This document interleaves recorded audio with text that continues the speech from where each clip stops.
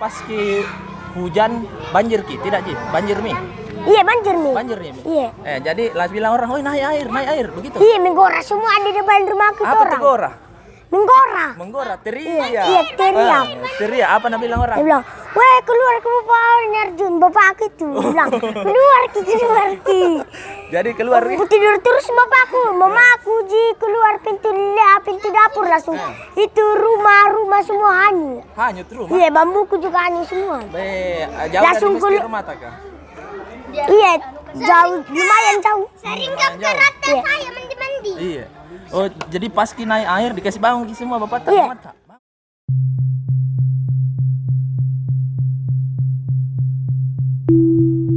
Lu Utara merupakan daerah yang memiliki kondisi alam dengan intensitas hujan yang tinggi. Kondisi tersebut sering menyebabkan terjadinya banjir yang mengakibatkan rusaknya infrastruktur jalan, lahan pertanian dan perkebunan, pemukiman masyarakat, fasilitas umum, serta fasilitas sosial. Bencana banjir di Kabupaten Lu Utara merupakan masalah tersendiri yang sulit diatasi karena di hulu aliran sungai, daya dukung tanah sudah semakin rendah akibat berkurangnya tanaman pelindung dan penyimpanan cadangan air, sehingga aliran sungai dari hulu langsung mengalir ke hilir. Faktor iklim merupakan faktor penting yang menentukan intensitas curah hujan. Namun faktor manusia yang masih bermukim di sekitar bantaran sungai yang merupakan bagian dari sempadan sungai banyak digunakan masyarakat untuk dijadikan pemukiman yang seharusnya sempadan sungai ditata dan tanpa ada bangunan. Bertambahnya pemukiman pada kawasan bantaran sungai dipengaruhi budaya membangun pemukiman dekat dari sumber air yang semakin hari semakin bertambah seiring dengan bertambahnya jumlah penduduk tanpa mempertimbangkan resiko atau dampak.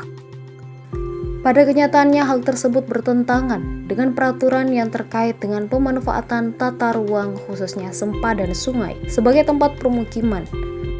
Undang-Undang Nomor 1 Tahun 2011 tentang Perumahan dan Kawasan Permukiman menjelaskan pada pasal 140 bahwa setiap orang dilarang membangun perumahan atau permukiman di tempat yang berpotensi dapat menimbulkan bahaya barang atau orang, dan Undang-Undang Nomor 26 Tahun 2007 tentang Penataan Ruang.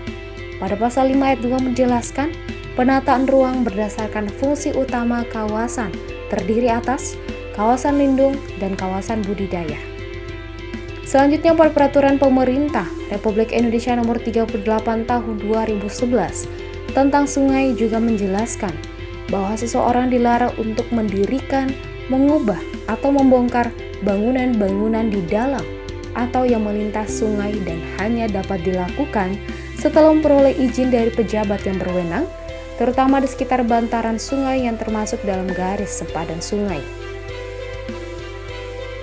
Penetapan sempadan sungai diuraikan lagi pada Peraturan Menteri Pekerjaan Umum Nomor 28/PRT/M/2015 tentang penetapan garis sempadan sungai dan garis sempadan danau, dan pemerintah daerah telah mengatur kawasan sempadan sungai dalam Peraturan Daerah Nomor 2 Tahun 2011 tentang Rencana Tata Ruang Wilayah Kabupaten Utara sebagai dasar untuk penegakan hukum tentang larangan bermukim di sekitar bantaran sungai.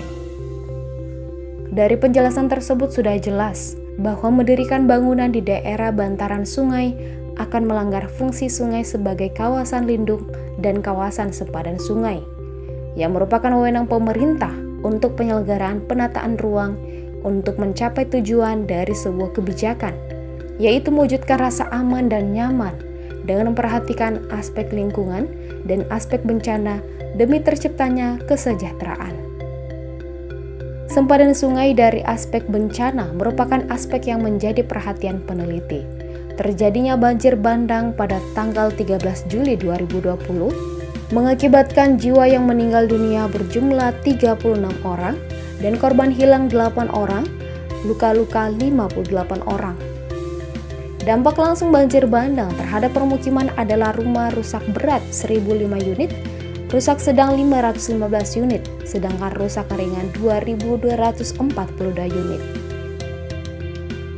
Oleh karena itu kami sudah menghimbau masyarakat terutama di daerah bantaran sungai yang masih bertahan, kemudian wilayah-wilayah sekitar juga yang warga yang potensial untuk terdampak kalau terjadi banjir, itu kita minta untuk mengevakuasi diri, apakah menuju tempat pengungsian yang telah ditunjuk oleh pemerintah Kabupaten Luwu Utara atau menuju kepada rumah-rumah kerabat yang jauh lebih aman. Kerusakan yang sangat besar adalah yang masuk ke dalam bantaran sungai. Dapat dilihat pada tabel berikut ini.